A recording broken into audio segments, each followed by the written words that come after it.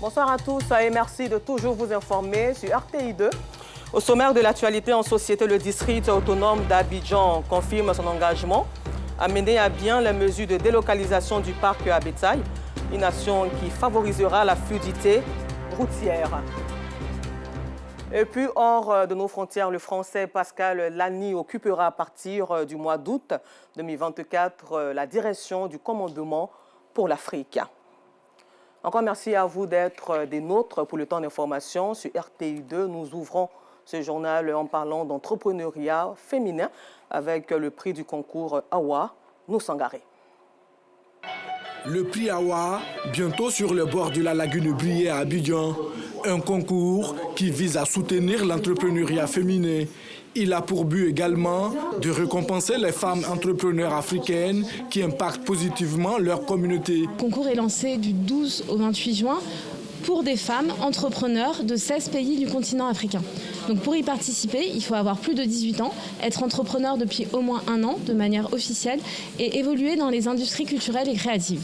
4 personnes seront retenues dans différentes catégories et elles pourront gagner jusqu'à 50 000 € d'accompagnement, de voyage, de participation à des échanges et également des petits achats. Un projet initié par l'Agence belge de développement. Pour la 3e édition de ce prix, le secteur de l'industrie culturelle et créative est à l'honneur. L'industrie créative et culturelle en Afrique en particulier a souvent joué le rôle des parents pauvres des secteurs industriels pour la croissance.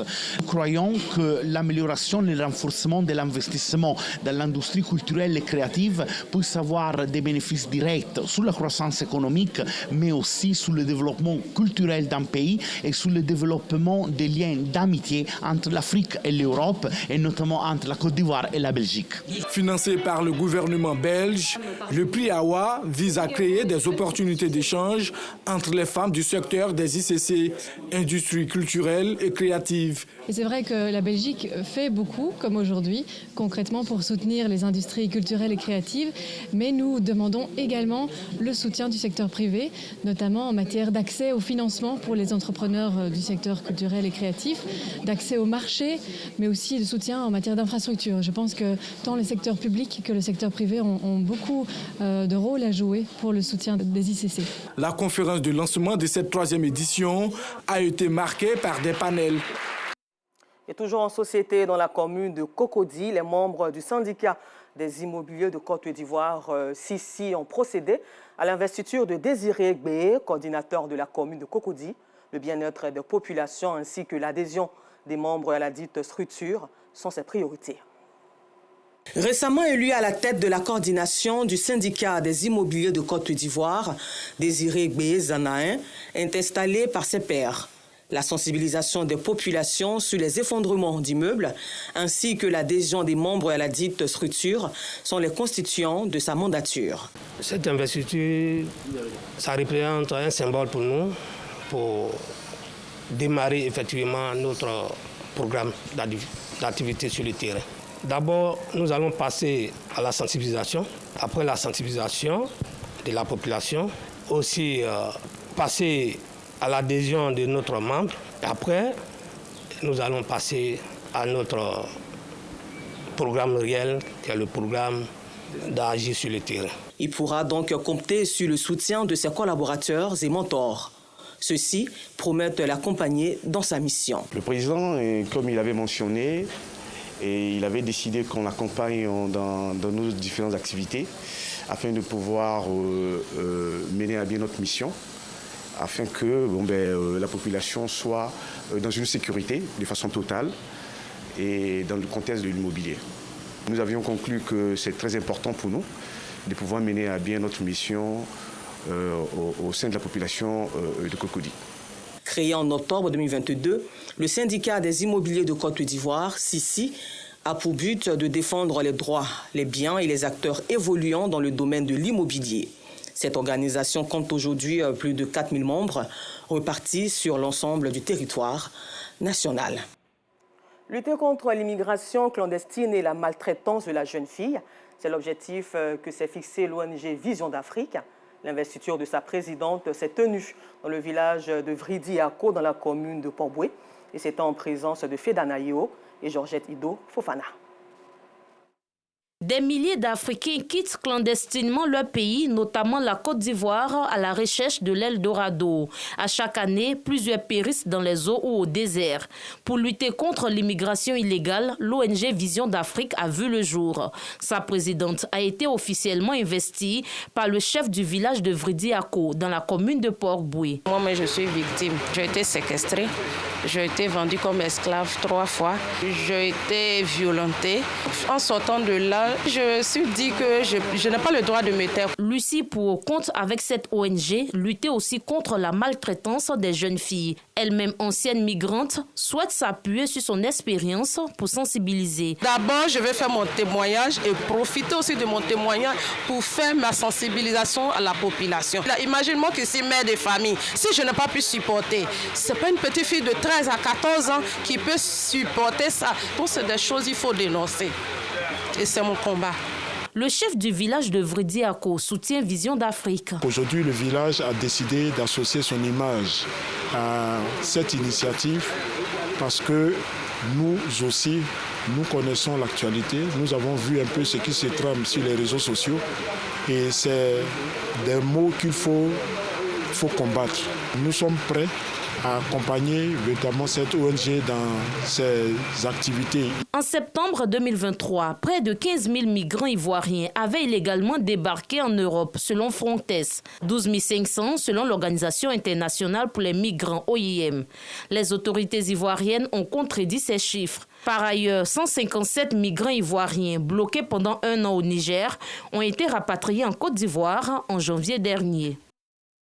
Au chapitre éducation avec Théodore Zouzou, rendons-nous à Toumaudi pour la célébration de l'excellence. Cette journée dominicale commence par une messe d'action de grâce demandée par Clémentine Kassi. L'institutrice à la retraite est à la paroisse Saint-Jean-Paul II de Toumaudi pour dire merci à Dieu pour ses 70 ans de vie. Ce n'est pas donné à n'importe qui, donc je rends gloire à Dieu. Où je suis là même, la joie qui m'anime là, je n'arrive pas à exprimer même. Après la messe, une surprise l'attend à son domicile au quartier Zahé. En complicité avec ses enfants biologiques, les anciens élèves des cours préparatoires 2e année 1976-1977 de l'école primaire publique d'Assini rendent un hommage à leur enseignante à travers une célébration. Elle nous a tenus pendant 4 années, CP2, CE1, CE2, CM1. Donc elle nous a imprimé quelque chose. Et donc il fallait qu'on lui soit reconnaissant. Tout comme le directeur du bureau régional de l'agence ivoirienne de presse AIP à Boisseau, Noël Aoulou, sa fille de la même promotion, avoue que Clémentine a façonné sa vie. Je l'appelais madame à l'école. Elle ne mélangeait pas les choses. J'étais élève. Étant sa fille, mais elle me prenait comme tous les autres élèves. L'image qu'elle voulait que je sois, c'est cette image que je suis aujourd'hui. Donc j'en suis fière et je lui dis grand merci. Cette reconnaissance des anciens élèves est jugée d'intérêt. C'est vraiment le symbole de la reconnaissance pour une mère qui a tant donné et qui aujourd'hui reçoit. Les inciter célébrés comme moi aujourd'hui, c'est pas pour tout le monde. Je souhaite que ces enfants soient un modèle pour leurs enfants, des exemples pour la génération future. Le métier d'enseignant est un vrai sacerdoce et indispensable au développement d'une nation.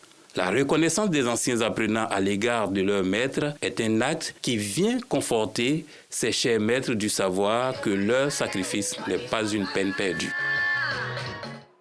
Le 10 juin dernier, l'ONG Graines de Leader a organisé une journée des silences à Niofouin, dans le département de Korogo, au nord de la Côte d'Ivoire. À cette cérémonie des silences, plusieurs élèves du primaire et du secondaire ont été récompensés pour leurs excellents résultats scolaires au cours de l'année académique. Abdoulaziz Guira et Noussangare. Ils sont 75 élèves qui se sont démarqués par leurs résultats scolaires au cours de l'année académique 2023-2024. Ces élèves de Niofouin, dans le département de Korogo, au nord du pays, reçoivent des kits scolaires en guise de récompense. Nous remercions l'organisation pour tout ce qu'ils font pour nous, les élèves de Niofouin. Je tiens à encourager tous mes camarades qui n'ont pas été récompensés aujourd'hui à cette cérémonie. Et lui a demandé de mieux faire l'année prochaine. Cette cérémonie de récompense, une initiative de l'ONG Graines de Leader. Elle s'inscrit dans le cadre de la vision que l'ONG s'est assignée depuis sa création en 2015. Nous sillonnons les villes, les villages, les campements, les hameaux pour encourager à la scolarisation des enfants. Graines de Leader a été créée en 2015 pour donner un accès réel à l'éducation à tous les enfants en âge d'aller à l'école et prôner l'excellence en milieu scolaire, afin de changer la mentalité de nos enfants pour faire d'eux les leaders de demain sur qui l'Afrique pourra compter dans le concert des nations.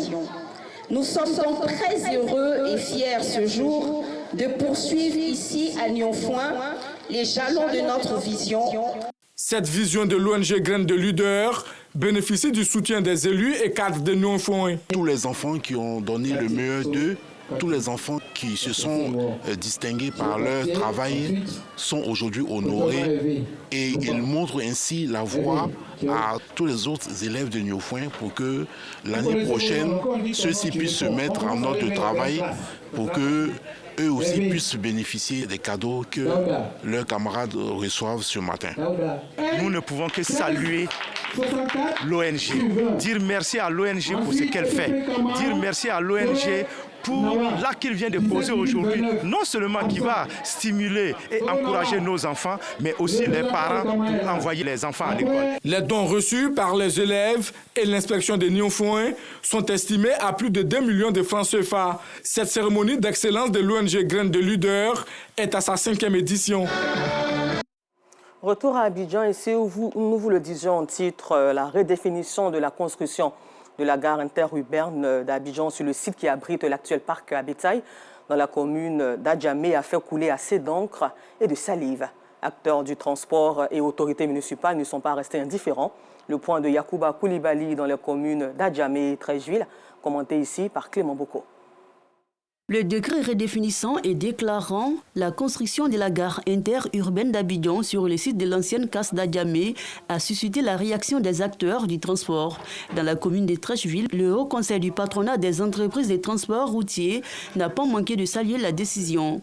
Les transporteurs dans leur ensemble se sont retrouvés ce matin pour venir dire merci au chef de l'État. Merci pour donc sa volonté de doter Abidjan de cette infrastructure moderne.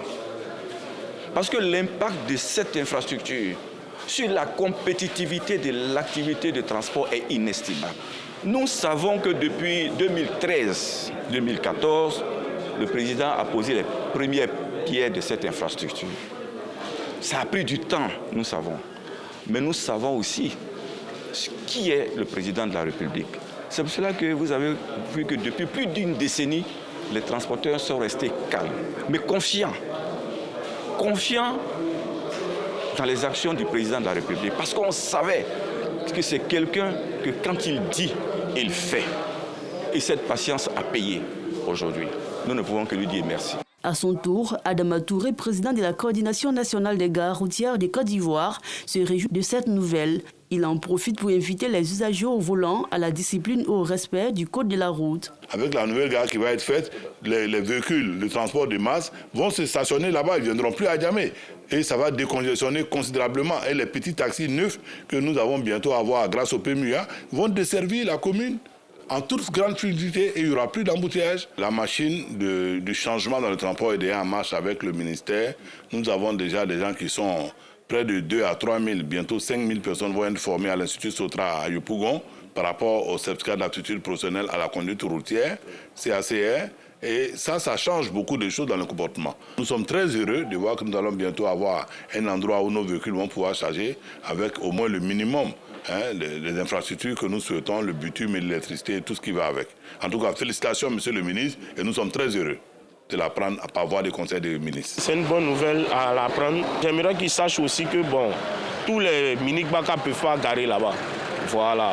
Au moins, ce sont les camions de société. Ça va nous arranger si on rentre dans la gare pour charger vite pour sortir. Ça va nous inviter à monter aussi.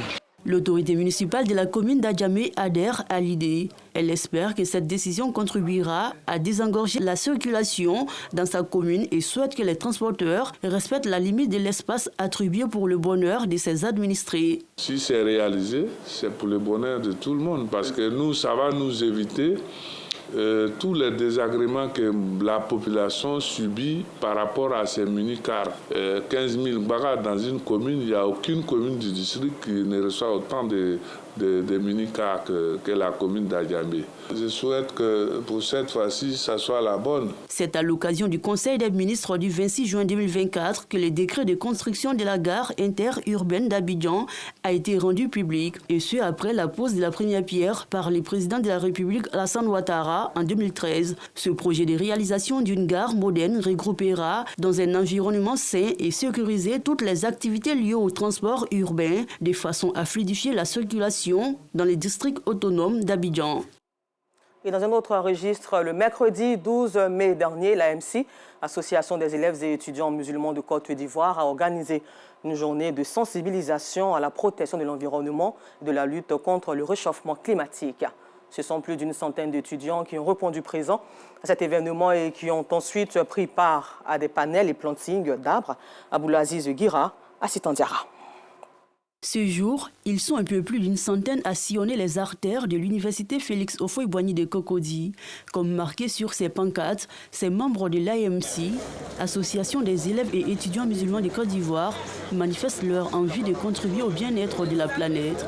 De cette envie s'ensuivent des gestes éco-citoyens tels que les plantings d'arbres. Vu l'impact négatif sur l'environnement, voilà, c'est fort de tous ces constats-là que l'AMC s'investit dans cette action pour pouvoir vraiment sensibiliser on va dire, l'espace universitaire, les étudiants, pour pouvoir vraiment prendre conscience sur le danger que mine le changement climatique sur notre vie.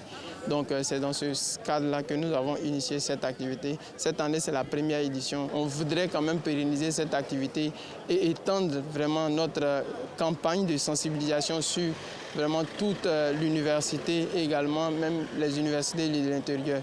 À l'échelle continentale, la Côte d'Ivoire est l'un des pays les plus touchés par les phénomènes de la déforestation. Le pays a perdu près de 90% de sa forêt seulement au cours de ces 60 dernières années. Une raison valable pour le ministère de l'Environnement et du Développement durable de s'intéresser à ces initiatives éco-citoyennes.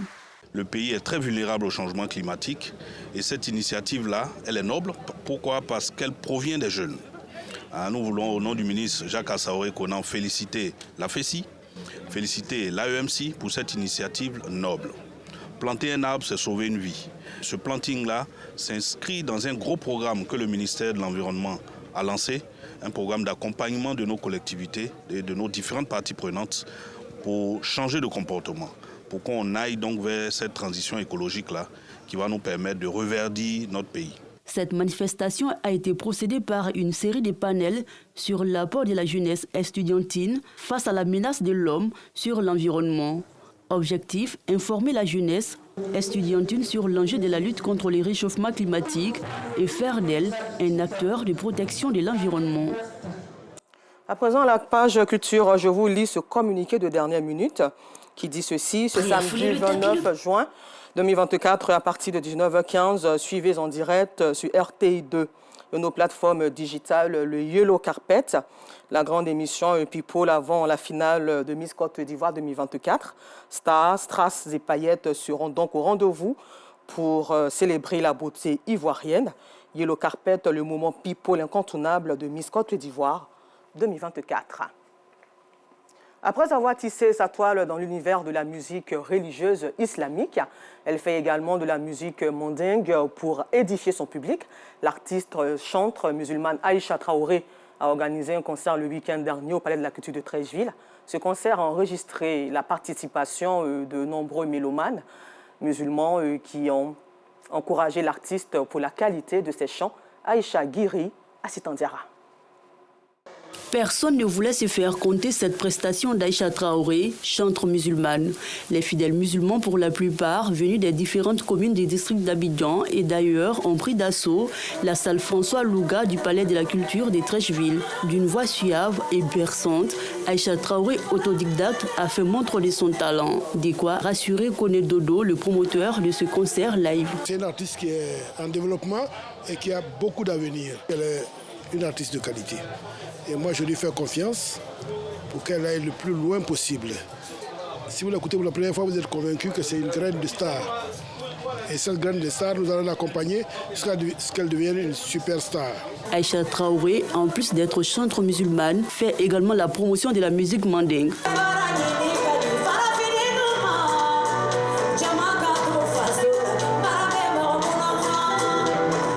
J'organise ce concert d'abord pour le plaisir de mes fans, leur démontrer que leur artiste travaille aussi. C'est une continuité de la fête des Tabaski. J'espère conquérir le cœur des Ivoiriens et aussi l'international. Une prestation qui ne laisse pas la marraine Maria Toukoné indifférente. C'est avec grande joie que nous sommes venus soutenir l'artiste Aïcha Traoré. Nous devons nous entraider, nous devons nous soutenir, nous devons nous encourager. Et je suis venu l'encourager parce que c'est une très belle étoile. Depuis la sortie de son premier album en 2013, la chanteuse Aïcha Traoré connaît du succès dans le monde musulman. D'ailleurs, ce concert vise la fraternité, la cohésion, le partage et la solidarité afin d'être attaché à ces valeurs prônées par l'islam pour une paix durable. Et puis pour terminer ce temps d'information, sachez que Pascal Laniche occupera à partir du mois d'août 2024 la direction du commandement pour l'Afrique plutôt, à l'image des États-Unis d'Amérique et de l'Afrique comme mise en place en 2008. L'état-major des armées françaises se dote désormais d'une direction spécifique sur le continent africain. Encore merci à vous et bonne suite de programme sur RTI2.